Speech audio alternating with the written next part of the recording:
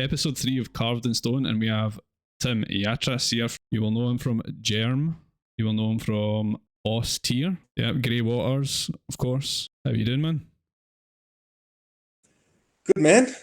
Thanks for having me on. How you going? Yeah, not bad. I'm pretty tired, as you know. Yeah, I've kept you up late tonight. Sorry about that. He's kept me up, and he didn't have the decency to even put the fucking webcam on. But I'm glad because he's just gotten up, and I'm fucking tired, so it probably makes sense. But yeah, what have you been up to, man, recently? Mate, so I'll just dive right in. Why beat around the bush? So we're in the middle of recording. Well, actually towards the end of recording a new Austere album, which is our first in like 12 or 13 years. So just been working super hard on that, like non-stop. Basically been consuming all of mine and Mitch's free time at the moment. So that's the first album in what? Like, did you say the last album, Till I Like Old Ashes, we recorded in April 2008, and it came out in, I think, January 2009. So it's God, 13 years in a couple of months. Oh, that's like, that just seems like yesterday. All right. Like, I remember like getting that album. I was a youngster though. I was a youngster when we recorded it. Man, that's crazy. See, when you when you said 2009 there, I was like, holy shit. And then when I thought about it, I went, fuck, that was a long time ago. 2009 to me, I still think it's like 3 years ago. 2001, I think it's about 5 years ago. But that's fucking awesome. You're doing a new album. What made you guys like go into the studio and, you know, record the new stuff? I thought maybe you'd laid the project to rest. Well, yeah, we did. Back in the day, after we did Till I Like Old Ashes, I mean, to be honest, neither of us were particularly happy with that album, how it turned out for various reasons, and kind of left a sour taste in our mouths, I guess. And I don't know, we kept kind of planning stuff after that for a while, but it just didn't feel right for either of us. And it was, honestly, it was a massive surprise when that album started to get like a bit popular. And but neither of our hearts were in it anymore at that point, so that's why we sort of laid it to rest in 2010. But Mitch and I still stayed friends. Like, we were friends before Austere, and we were still friends after Austere. And I've been living about 1,000 kilometres away for the last 4 years, and at the start of this year I moved back down to my old hometown, and yeah, we just kind of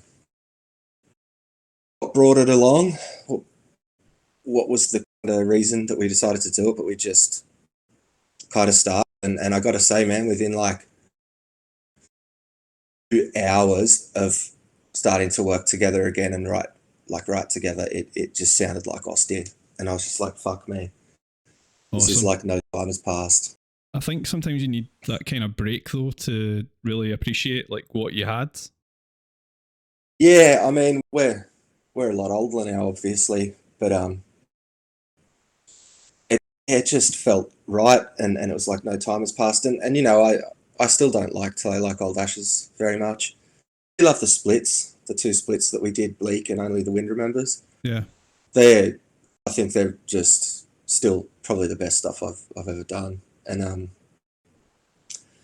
yeah, man, I don't know. So that's kind of the approach we're taking this time. The album's a lot, I guess it's stylistically similar to the splits, but just more mature sort of thing, and much better sound, obviously, because we're not like 22 years old in the lounge room anymore.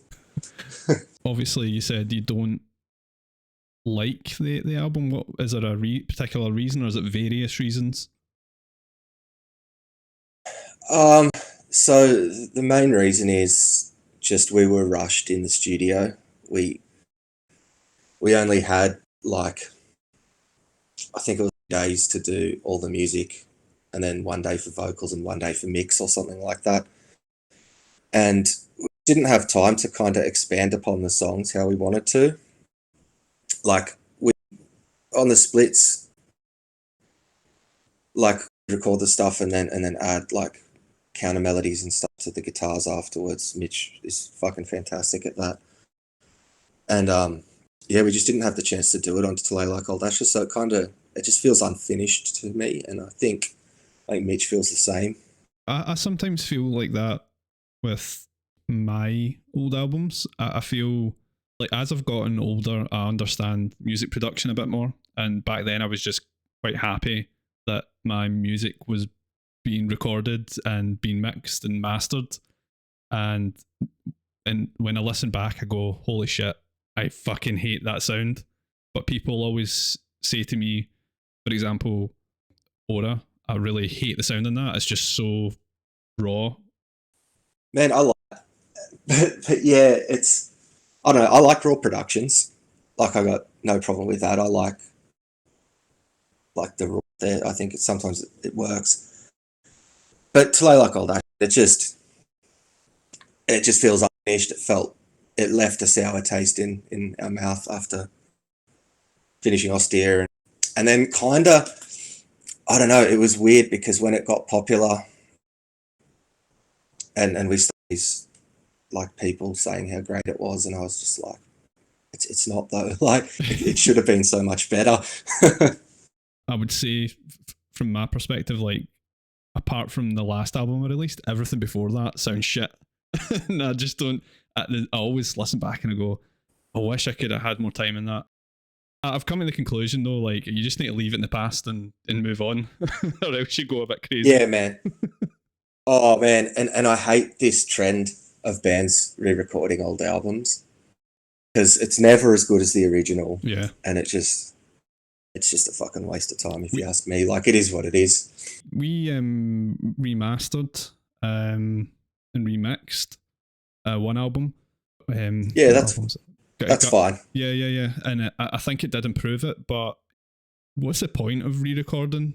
It's a certain time, and you want to just kind of keep it in the past, and you want to move on and improve as a musician, a songwriter, and improve the production. Exactly. So it's a bit of a fucking waste of time. I mean, I wouldn't rule out doing maybe different versions of the songs, for example, acoustic versions, or Absolutely, man. Yeah, and I Like, think we've done a couple of we've done a couple of like different versions and stuff, and we have what would you call it, like a collected works box set thing coming out.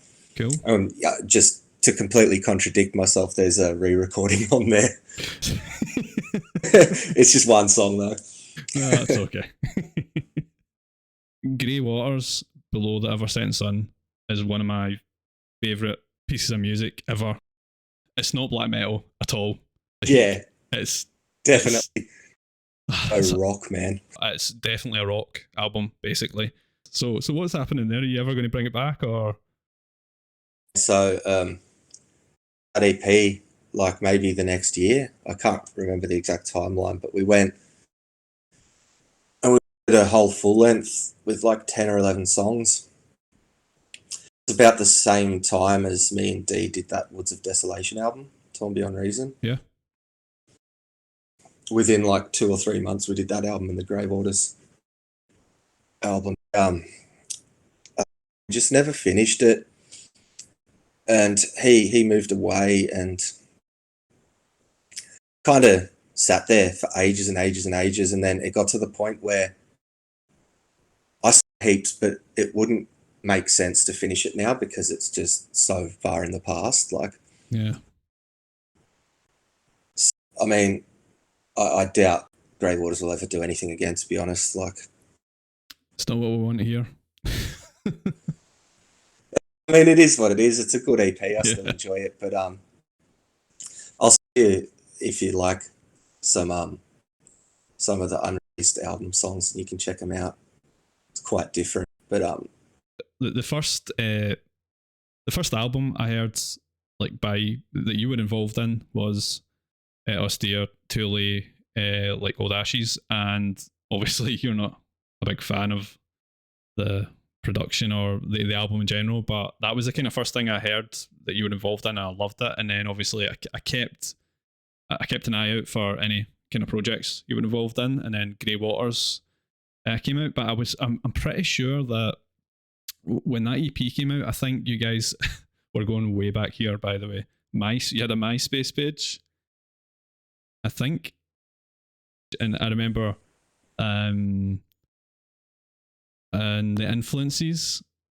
I'm pretty sure you did put Silverchair on the MySpace. It would have, because I fucking, man, the first concert I ever went to when I was like allowed to go to concerts on my own when I was a kid was on my 12th birthday. I saw Silverchair on the Frog Stomp tour. Oh my god, man! And it was fucking epic. Yeah, I was really surprised because I was going through my rebellious black metal phase when I was listening to you guys, and then I when I was a teenager, I was really into kind of grunge, Nirvana, all that kind of stuff, and obviously I found Silverchair through watching Kerrang TV and stuff like that, and they had the song Freak from Freak Show on it, and I just thought, oh, this is great shit. I was really into Nirvana, as I said, but this was a kind of modern Nirvana, and it had a bit more of a metal-y vibe in the tone of the guitar, but it had a uniqueness to it as well. I know a lot of people said that Silverchair was basically a Nirvana, not like, rip-off, which I don't agree with at all. And by the way, I'm a huge Silverchair fan.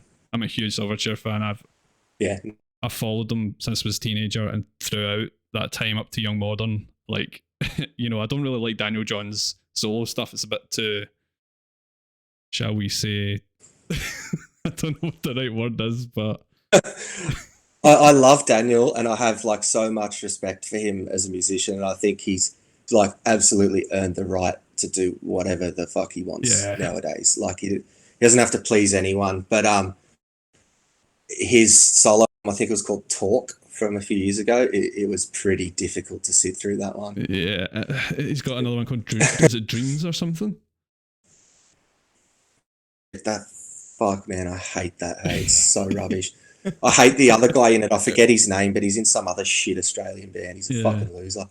I found it really weird to see that, and because I always assumed, like, obviously with the previous project, Austere, like it was black metal. I hate the term depressive black metal or whatever the hell the kids were calling it back then, but it's black metal essentially. And Grey Waters was kind of going into the rock territory, but in my mind it was like still connected to black metal. And then I saw influences Silverchair, and I was like, hold on a minute, artists that I like Silverchair, like I can actually maybe publicly say that I like Silverchair now. I know that's pathetic, but that's what I actually thought. And I don't think D knew that I put Silverchair up on that page. But, no, he does. Fucking cares. Yeah, he won't fucking listen to this. No way. Yeah, but people might be surprised to hear this, but Diorama's one of the best albums in the world ever written. It's a masterpiece. It's amazing, and it's criminally, and I rarely say this to any album, criminally underrated. Yeah, for sure. I remember the first time sorry, I'm talking about Silverchair here, by the way. I know you. No, that's fine. We can make the whole thing about Silverchair if you want. Yeah, Diorama was like, as I said, I was into Frog Stomp, Freak Show, then Neon Ballroom. Neon Ballroom obviously was a masterpiece as well, but it still had a little bit of that kind of grunginess to it in some songs, but Diorama was just a whole new fucking thing. It was, and I listened to it, and I don't even know what I thought of it. I just went, what is this shit? Like, this is not Silverchair. This is not what I expected. It's just total garbage, blah, blah, blah. It was a time before fucking like social media and all that shit, which I fucking despise. It was a time when you bought an album and you gave it a listen and you tried to like it. Does that make sense? Yeah, absolutely, man. And Like, I used to buy albums based on the cover art yeah. back in the day because you'd get like, if you went on, like, I can't remember, like, probably like friggin' Amazon.com or something, and there was like 15-second or 30-second samples of like a few songs, and that was all you could get before you listened to an album. It took me a good few listens, and then I just thought, I'm suppressing something in my mind. Like, here, I actually do enjoy this. Like, I'm actually enjoying this, but it's a bit poppy. And then it just clicked with me, and I thought, holy shit! Across the Night, like Tuna and the Brine, is just wow, one of the best The songs I've Brian ever heard. is from another fucking planet, that song. It's insane. I try to explain it to people. I say it's like dioramas. Basically, if you had a love child of like Kate Bush, Queen, Nirvana, probably, and fuck knows what, like Baroque music or something. I don't know. Like, it's just Yeah, and crazy. Broadway musicals or something. Yeah, it's crazy. Man, before we stop talking about Silverchair, what did you think of Young Modern? Um, oh, it's definitely my least favorite album, but I think that those Stephen Birds and yeah, even Fucking fantastic song. yeah, it's hard to. It definitely went in a more poppy direction, and then he found drugs apparently, and if you keep losing sleep happens. Yeah, um, fuck. God, man. we could just do the whole fucking the whole episode about Silverchair. You guys played Dark Bombastic Evening in Romania in 2018. I think it was 2018. Yep. Yeah, and I was just wanting to ask, like, how did you feel about the festival? How did you feel about the show? I know Paolo from Thy Light. He was actually our old live guitarist. Did you enjoy the festival? And was Paolo as annoying in person as he is with us? I'm only joking. Man, Paolo is like the loveliest guy in the world. He's Yes. such a fucking awesome guy. Like, I don't think it would even be possible to get annoyed at that guy. The only But time the only time he's ever got annoyed with me is to do with football. fair enough, man. That's a good reason. But yeah, D's sick, man. Have you guys played there? We were meant to play it in 20, I think it was 2020. But obviously the lockdowns and all that shit happened, so we couldn't. But I actually played in 2012 or 11 with an old band. It was my first time playing abroad, actually, and it was an eye-opening experience going to Romania back then. And it was the venue was just stunning. I think you'll agree with that. It's so amazing. Yeah, man. It's so amazing and it's so unique. Like, it's just, yeah, I love DBE. Like, it's probably my favorite kind of festival I've been to. Like, even if when we played, I didn't necessarily like that many bands, to be honest, that played, but it kind of didn't even matter because it was just so cool and the atmosphere was so cool and everyone's just a fucking legend and it was just awesome, man. Did you try any of the local food? I remember when we played in I think it was 2011 we played, or 2012. They had goulash for the bands. We didn't have goulash this time, or at least maybe I was just, I don't know, too drunk or whatever. But Never. that was actually my third time in Romania. I've been a couple of times before, so I was kind of pretty familiar. I hadn't been to Alba Iulia specifically before, but I'd been in the area a couple of times and kind of knew what to expect. And it was just sick to go to DBE with mates. Like, me and Paolo have known each other for like know, probably like 10 years or more. And that was the first time we'd met in person. So like when we were rehearsing for the gig in Cluj, just up the road, it was more just hanging with friends than preparing for a gig really, and we'll go out for dinner afterwards and stuff. Sick, man. I fucking love DBE. I really hope that we can play there again, like once all this it's just shit is over. I'd been abroad, you know, on holidays or whatever, but this was my first time going away with a band playing abroad in Romania, of all places. Yeah. And it's you know, it's as you said, you've been a couple of times. It's quite a culture shock if you're not used to that. And do you know? I don't know. You probably don't know this, but my first time playing abroad was when I was like 20, and I was playing in a kind of heavy metal, sort of power metal type thrash band. I was playing drums, and we supported Megadeth in Australia. And for some reason, Dave Mustaine liked the band heaps, and invited us to go to a Europe with him. And yeah, we did I can't remember where the fuck we went, but we ended up playing in Bucharest, and everyone said, because it was like this was in 2005, and it was super hard and super expensive to get to Bucharest, and we had to fly from Serbia via Greece to get to Bucharest or something back then.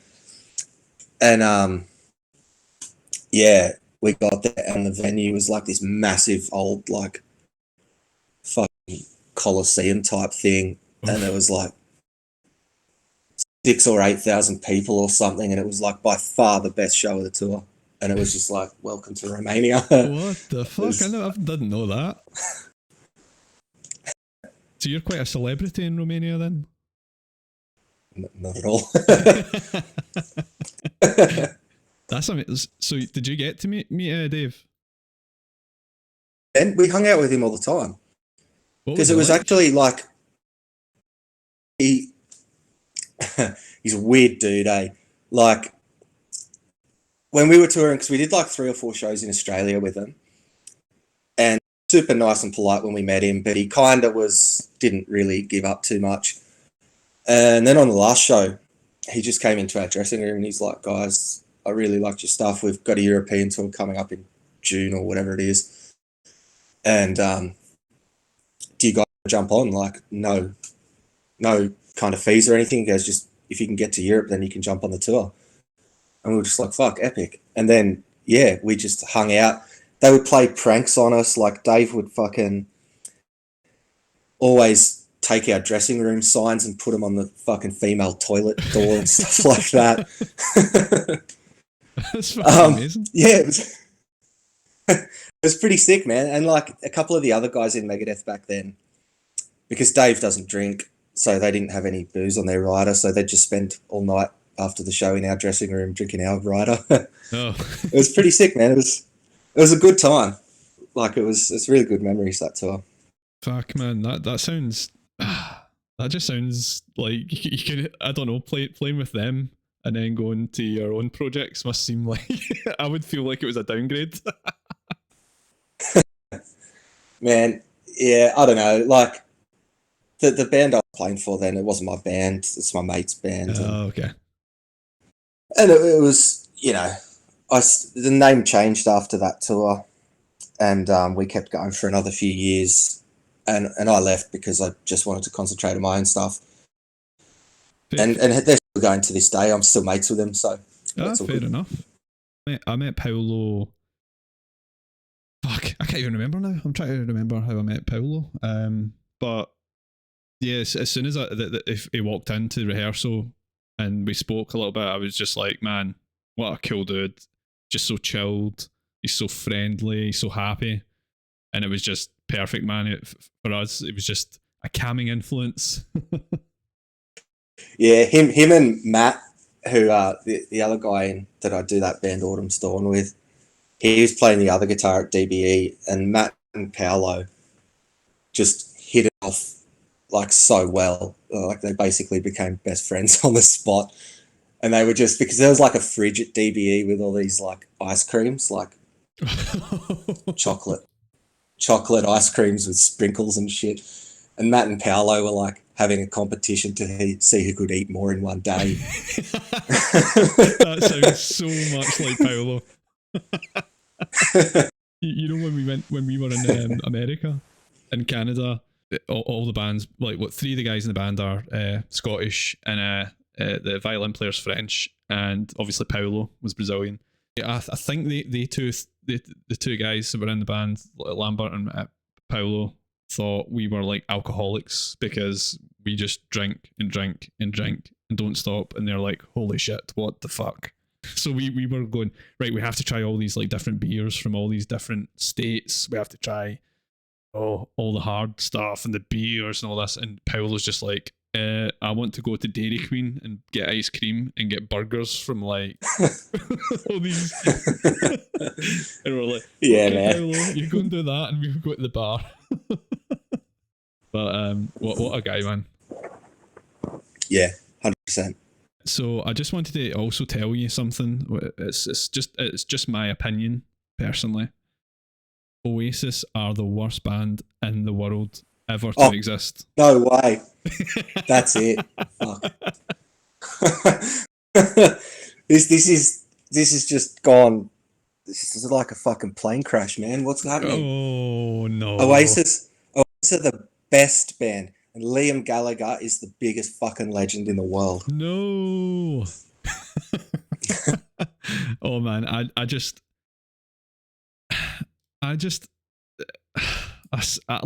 don't deny. Okay, I don't deny that Oasis are good songwriters, and they've obviously had mega hits, but they just remind me of like the chav culture of England. Liam especially. Yeah, and it's just put me off straight away. But yeah, and they suck. I don't know, man. I got into Oasis when I was really young. It was when What's the Story, Morning Glory came out. I would have been, I don't know, like 11 years old or something. And I even like got like a Liam Gallagher haircut and everything that I rocked for a couple of years. No. Yeah, man. Thinking about doing that again. No. But for Austere, you're going to do that for the photo shoot? Yeah. Oh, man. I probably shouldn't tell this story. Fuck, who cares? For the photo shoot. So, because we've been in lockdown for like 4 or 5 months or whatever it is, hairdressers are being closed. And so my hair was pretty wild after that. And we had the photo shoot, which we did a couple of weeks ago. And so I tried to book in with a hairdresser so I could get a haircut beforehand, so I didn't shit. Everywhere was booked out because obviously after lockdown everyone just went crazy trying to get haircuts. And so I just cut my hair myself in the mirror. And I was like taking photos with my phone of the back and trying to like then cut it. It's so shit, man. You'll see when you see the Austere photos. Oh. Fuck, I don't know what I was thinking. No corpse paint? Corpse paint, bro. We haven't done that in... Did it on the first album, but not since. I haven't worn corpse paint since... Oh. You should... When I was... Sorry, there you go. Yeah, go, sorry. I was going to say, maybe when I was... the last time I wore corpse paint would have been something with Drowning the Light, that band that I play, my mate's band. Played a bit of stuff with over the years. I think a really good mixture could be an Oasis t-shirt with corpse paint and your haircut. Man, that would, I think that would create a black hole or something. Fuck. It would. Oh. I actually listened to a podcast you were on maybe a couple of years ago. I'm not sure. I think you edit the guy's podcast. Yeah, Antisocial. Yeah, and you guys were talking about that you mentioned it earlier that you work in a studio, or you've got your own studio. Oh well, I did then. Oh right, so you don't anymore. No, I don't. No, because that when we did that, I was living, which is like in Queensland, up in northern kind of half of Australia, and since then I've moved back down to my hometown, which is on the south coast of New South Wales. And I actually built a studio here with my mate, kind of February till June it took us. We kind of got a unit and just decked it out and built everything in there basically. And then COVID hit.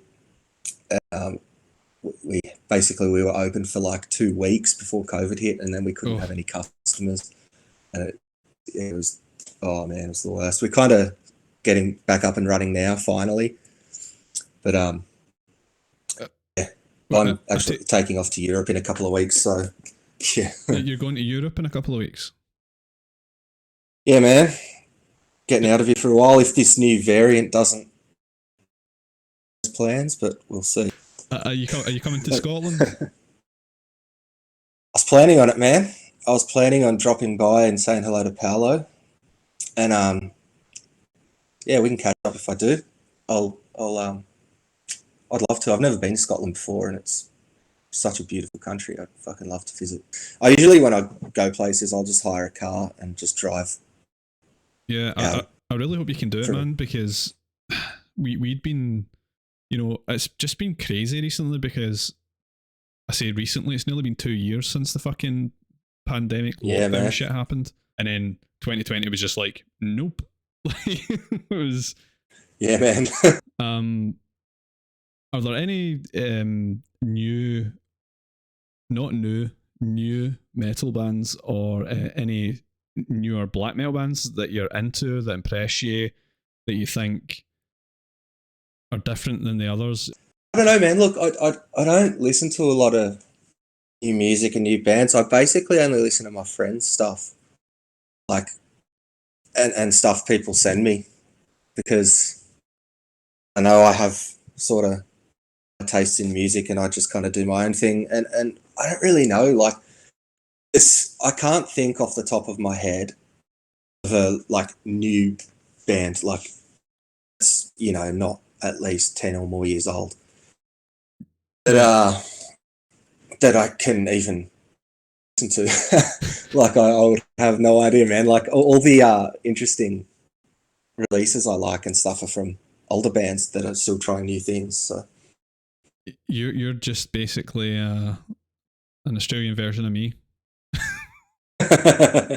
Nice. I mean, I'm actually, like, I'm only 33, and I feel old when it comes to music. When people are like, have you heard this band? Oh, check this out. And I'm getting to the point where in the back of my mind I'm thinking, that just sounds like fucking Darkthrone. That just sounds like this. That just... And I'm just like, yeah, I'm turning into my dad. Yeah, it's fair enough though, man. Someone sends me something new, and even if it's good, it obviously isn't meant to be offensive to anyone out there in bands, like, but soon, and I'll, you know, it might be like fast sort of black metal, and I'll just go, well, you know, I'll just go put on Emperor or fucking Sorrow or something, like, yeah. Like, I think I don't know. With us, I think, like, we maybe grew up in all the classic black metal, and it was quite unique and original at the time, and there comes a point where you get a bit fed up of hearing the same shit. Yeah, man. And definitely, it's no, like, I'm not shitting on any new bands. I mean, I'd rather there was more black metal bands than fucking, you know, bands that sound like Oasis. But and also, I don't know if you feel like this, but as a musician and writing my own music, part of me is falling out of love with a certain element in metal music or black metal, and I can't really pinpoint what it is. Do you know what I mean? Yeah, I do, man. I can't even pinpoint the reason why. It makes it difficult. I don't know. Like, I'm the same as you. Like, I write obviously a lot of black metal, and I do black metal, and the latest Germ, which I've written for 5 years now, and I still haven't fucking finished. And obviously the new Austere is black metal, unquestionably, but so rarely listen to black metal. Like, I think of one black metal album that I've listened to this year, and it's not even black metal really. So for a while, I tried to force myself to listen to new bands and listen to old records, and obviously with with my projects, obviously one's more kind of folk based and one's a bit more atmospheric black metal. I like writing it and I like the style, and I feel like I'm quite confident in writing that style. But the last thing I want to do is listen to it, and it's the same when we go to festivals or gigs. The last thing I want to listen to is metal. I mean, we played in Norway at Midskardblot, and I just avoided all the metal bands and went straight to the kind of folk stage where I don't know what the guy's name is. Einar something from that guy. Yeah, fucking great. Yeah, it was fucking amazing. It was like really deep tribal Viking Norse type style folk, and I felt because it was basically the festival was based at a Viking burial mound, and yeah, I don't know, I just felt like connected. Absolutely. Just thinking, maybe the reason it's difficult to listen to music that might be similar in style to what you're writing is loaded with it, man. Like, you know, when you're working on music and you just spend fucking hours and days and weeks and months like listening to the same things, and the last thing you want to do after that is listen to something that sounds even remotely similar. Yeah. Like, that's why I fucking listen to Oasis, man. I was listening to Liam Gallagher's last solo album this morning, and now I'm about to go work on Austere. But I agree with you. Well, obviously, writing the last album there, I had to listen to that over and over. You know what it's like when you record. It's like sitting there doing the lead parts, but the lead, you know, the bend has to be perfect. You have to get it perfect because you don't want to have to edit all this shit in the studio. I've literally listened to the new album so many times. Due to COVID, we had to send it to over to LSD Studio in Germany, and Lassie was the guy that was mixing it, and he was sending us examples and saying, what do you want changed? And it was such a fucking slog because of COVID, because we couldn't be there in person. See, if we were in person, we could have just said, this is how we want it to sound, that's too loud, that's too quiet, done. But with COVID, it was just a fucking nightmare. The last thing I wanted to hear was fucking folk metal, black metal, like that. Exactly. With Lasse. Yeah. You know him? I don't know him personally, but a few of my mates worked with him like he did. I don't know, but you know, Autumn and my other things, my mate in that, Matt, who also played live for Germ a bunch of times. He's got a band with Chris from Form called Wizard Throne. Right. And Lasse did that. And it sounds exactly like Balsa Goth to me. But it's pretty good. It's pretty enjoyable. But yeah, it sounds really good. It's just it's weird times. I don't like the whole internet kind of thing going. Like, I'd rather be in a studio and actually talking to the producer face to face. And we had a WhatsApp, and he would send us, we'd say, oh, can you put the fucking guitars up by 2 decibel? I was just so anal and just so long. And I think that's kind of held us back almost. I mean, you go together, you're just like, turn the guitars, bam, either that's not enough or that's too much, and then you're done, sort of thing. Like, whereas over, I was like, well, here's another mix, here's another fucking sample. What do you think of these? And it's just like, and I also find then your ears just get fatigued, and you start questioning yourself, and you can't hear what's good or bad anymore. And I think you can overthink things when you've got longer to think about it, if that makes sense, with the sound, overall sound, and the instruments. And I mean, we have quite a lot of sort of samples and like folk instruments and stuff, and I was kind of thinking, you know, I'd hear it one day and I'd go, oh, that's perfect, and the next day I'd go, could that be louder, or could that change? Honestly, our guitarist Rennie was just like, it's fine, just leave it. It's just because you've heard it so much that you want to change it. And I'm like, I feel like I'm going fucking crazy here. Man, I'm absolutely the worst with that. It's why I take fucking so long to finish anything, because it's just, I do the exact same thing. Just go like, oh, could that be a bit louder? Could that be a bit softer? And then I'll try it. And then I'll fucking A, B, the two different things, and I'll be like, yeah, I like that one. Then the next day I'll prefer the other, and then I won't even know. And then someone needs to just come in and go, fuck, man, nobody is even going to hear the difference between these two things. What are you doing? Just fucking pick one and go with it. Like, but it's just part of the, I guess it just comes with the territory kind of thing. I sent all the new album demos to Rennie, and he listened to them and he said, cool, we've got a good idea, like what we're looking for. I'll help you with the production. We'll speak to Lassie. And I failed to tell him that I changed about 20 parts from the demo. So he was listening to me, Andy, where's the clean where's the clean guitar part in there? And I went, no, I wanted to just write a badass fucking riff there. And he's like, oh, it sounds good, but he's like, didn't you have vocals in? I was like, no, they were shit, I just took them out. And he's like, fucking hell, man. Because I can be a bit too much of a perfectionist, and I'm trying not to be now. I'm trying to be. You'll know, as a musician, it's hard not to be a perfectionist. Yes, very much so. And even if it's funny, because like, even if the album comes out sounding like maybe slightly bad to people, if that's your choice, then it's like, I can be a perfectionist about making something sound the right amount of shit. Yeah. It's like, oh, that sounds too good. Like, no, we need to make it sound heaps worse than that. And and people might think that it's just been like done quickly or whatever, but no, it's taken fucking ages to get it to sound that rubbish, but still okay. One of the perfect examples of that is Burzum Philosophum. The fact that, yeah, man, that's like a hypnotic album, but he went in with the mentality that I hate the way black metal sounds. I'm going to just go out and go totally left field, and I'm just going to fucking turn the gain up. I'm going to use I think he used a headset mic to do the vocals.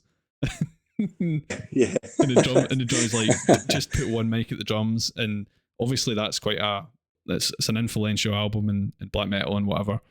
And I love the fact that he did that, and still people go, this sounds fucking like shit. But that's what gets people talking about it, and that makes it. If that album was recorded any way differently, it would not be the same album, in my opinion. Man, it's one of my favorite albums of all time. Like, it's probably top 3. And yeah, the sound is part of it. Like, puts you in a trance, and that guitar tone is like the most abrasive thing in the world. Yeah. But it works, and I couldn't. Can you imagine it with a good guitar sound? It'd suck. Like, I mean, they're pretty fucking shit anyway. Like, it's just so hypnotic, and the drums are like, I like the fact that it didn't just do blast beats. It's just these really slow, basic beats, and it's quite trancey almost. The Philosopher, man, it's one of the greatest albums ever, and whatever you think of Varg and his views and stuff, like, you can't argue that there's nothing that sounds like that album. And the atmosphere from start to end on that album is like nothing else ever created, in my opinion, anyway. I think, I don't know how to say it, V. Yatras, the album before. Yatras, yeah, my pronunciation's probably just as bad as yours, but yeah, that's fucking a masterpiece as well. Yeah, that's my favourite album. I mean, after Philosophum, it just kind of, yeah, it was alright. And I don't know if I asked this earlier, but are you thinking about playing any of your projects live again? I know Germ had a few shows. Well, was it 1 or 2 you've done with Germ? Oh, fuck, maybe like 10, but only really? 2. Sorry, I was just thinking Dark Bombastic Evening and stuff like that. Yeah, we did a show about 7 years ago or something with Alcest in Sydney. Germ played, and that wasn't because I wanted to play live. It was just because Stefan's my friend, and I wanted an excuse to go up and see him. So we jumped on as support. Yeah. We played with Enslaved. We played with Moonsorrow. We played with Death Heaven.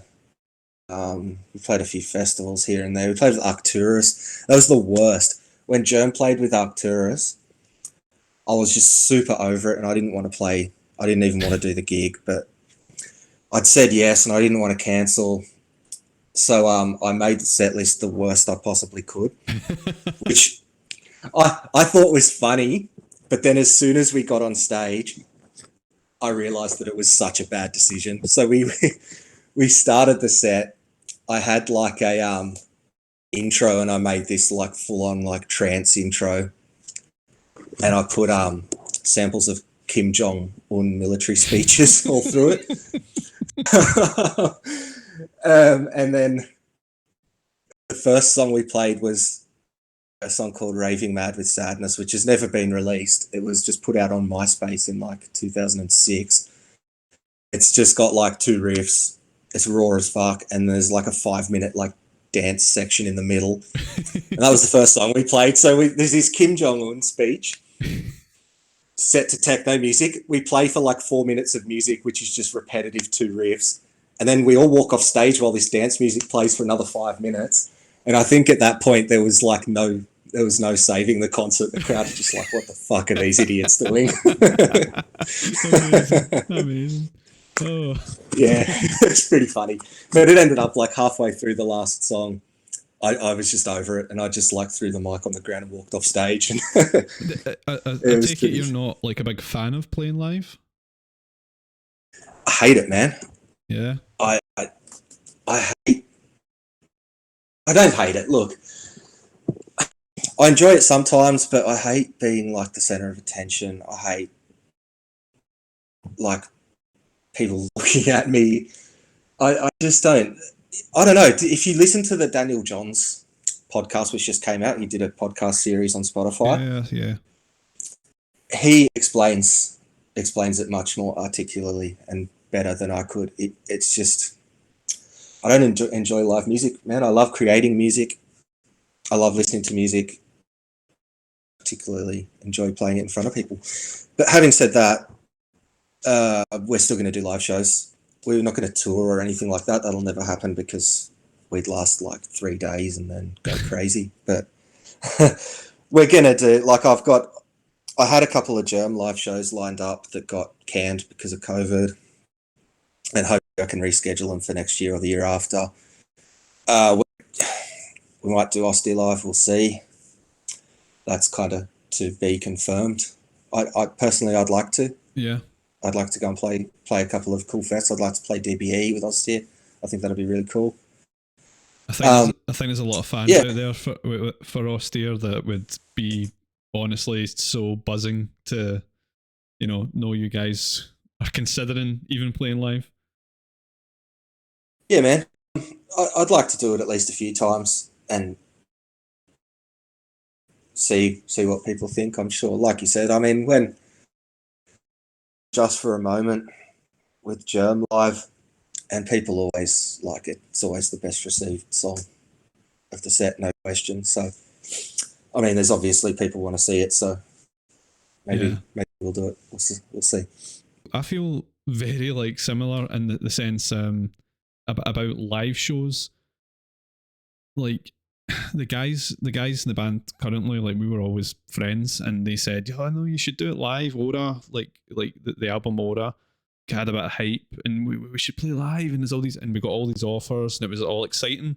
It's all exciting until you have to arrange things, and you arrive at venues, and you have to sound check, and you have to sit about venues for hours, and it's not as glamorous as people maybe think it is. Yeah, man. And it's just, and then fuck knows what's going to happen in the show. Like things can go wrong, and it's just, oh man, I don't know. I don't even really like watching music live, to be honest. So why would I play it? I've kind of went off watching music live. Like, I mean, I've rarely go to see metal bands anymore, and if I do, they rarely impress me. I spoke to the guys recently, and I said, we've only had 3 gigs, well, hopefully 3 gigs by next week, and I feel it's more the friendship that we all have, and the traveling, and we have beers on the way down, and then we go a little adventure. Obviously pre-COVID we would fly to another country and go on an adventure in some city and spend time in bars and stuff, and then just arrive for our set. It never excited me, but when you're on stage I did get a bit of a adrenaline rush, and then it's almost like a drug. You get kind of addicted, I think. Wrong. I've just absolutely ripped into playing live, but in the moment when you're on stage and you're playing and everything's going well and you're performing well and stuff, it is. I mean, it's a good feeling, no doubt. Yeah, I don't like, as you said, I don't like being the center of attention. For some reason, I don't know why, but Russia's fucking awesome. It's an awesome country, and we've got such a amazing fan base there.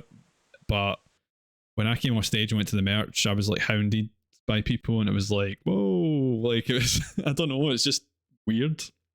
Because the next day, you know, and in Glasgow, in a fucking supermarket, buying my shopping, and no one knows who the fuck I am. Yeah, it's weird, man. Like, I mean, not this happens a lot, but I really get so awkward when people come up and like fanboy you and go, "Oh, you're so great, and I love this so much." I'd rather they just came up and just said, "How you doing, man?" You know, and had a chat, not an endless stream of compliments. Yeah, it's just weird and awkward. And yeah, then the next day, like you said, I'm in a supermarket buying bread and milk to go back to my shitty apartment. Like, I really appreciate the fact that people really love. I'm sure you do as well. Like, love our music. It's amazing to hear that it's, went all over the world and people enjoy it and they'll come out and support you and buy merch. But I agree. I don't like the center of attention thing. And also, as I have session musicians, I don't want them to feel kind of left out either, because they're just playing my shit and I feel a bit bad almost.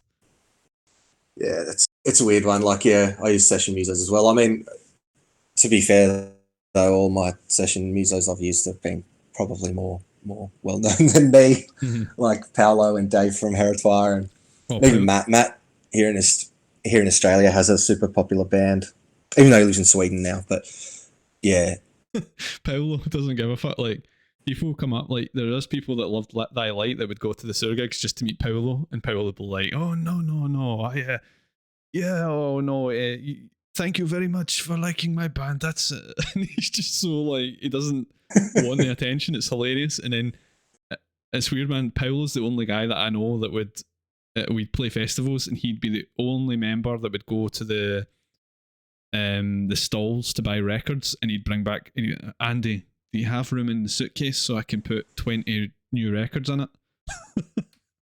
he's such a like dedicated fan. It's awesome. Like, but yeah, when we were playing and Paolo was there, like, he watched like every band, bought so much merch, this and that, and the rest of us, I watched like not a lot of bands. Like, I'd watch a few songs from the side of the stage here and there, but Paolo was like out in the crowd watching and stuff. It's pretty funny. It's actually quite refreshing. Yeah, he's like a genuine music fan. Yeah. I don't want to say I'm not a genuine music fan, but I'm a miserable fucking bastard. So yeah, we're old and jaded now. Paolo's still, well, he's old as well, but he's not jaded yet. Yeah, he's still old. Yeah. But yeah.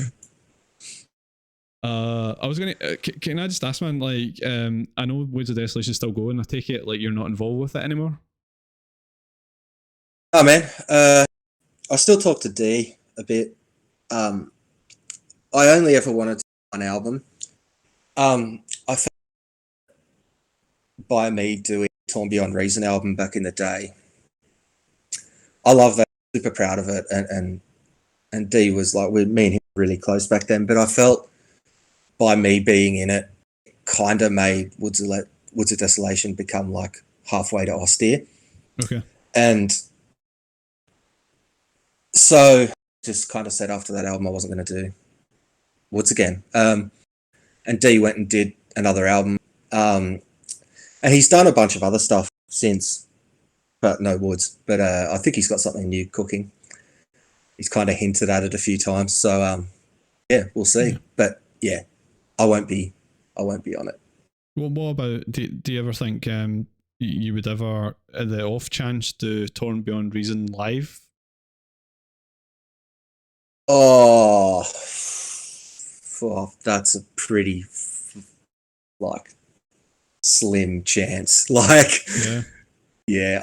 I wouldn't think that would ever happen. I mean, if D wanted to, maybe consider it. Yeah, I wouldn't hold my breath though. I guess you've never been offered. We've been offered by heaps of people, but we've just always said no. Oh, right, okay. What if I offered you a date with Paolo Bruno? Oh, well, in that case, yeah, man. Let's do this. I'll call D right now. I'll fucking threaten him if I need to. It's been great talking to you, man. And first time, actually. You too, man. Obviously. Yeah, I don't know why we didn't kind of start talking years ago, considering like we both have so many mutual friends and move in the same circles. Yeah, you just like all my stupid Instagram pictures and posts, and we kind of got talking on the Messenger, and we were like, let's do this. Aye, man, thank you for your time, and I really appreciate it. And yeah, I'm looking forward to any gigs you may do. We'll see what the future brings, but and also any releases you release. I know you've been working in Germ for how many years, the new album, but hopefully we hear something soon. Many. Look, I was going to finish it this year, and then we started doing Austere, and great to be working with Mitch again on music. So I just put Germ aside, and I'll revisit that when we're done. Brilliant. Well, thank you very much for chatting with me. I really appreciate it, man. But I'll let you go, man, and have a good day. And I really appreciate your time in that. It was fun. Yeah, it was definitely. And yeah, we'll get some beers soon. All right, mate. We'll speak soon.